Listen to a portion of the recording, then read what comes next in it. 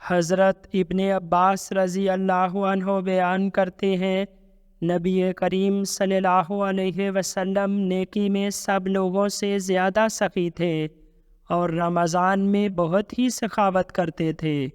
جب حضرت جبرائیل علیہ السلام آپ صلی اللہ علیہ وسلم سے ملتے اور حضرت جبرائیل علیہ السلام رمضان کی ہر رات آپ صلی اللہ علیہ وسلم سے ملاقات کرتے تھے، یہاں تک کہ رمضان گزر جاتا۔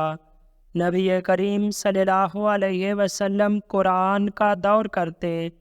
جب حضرت جبرائیل علیہ السلام آپ صلی اللہ علیہ وسلم سے ملتے تو آپ صلی اللہ علیہ وسلم نیکی میں تیز چلنے والی ہوا سے بھی زیادہ سخی ہوتے۔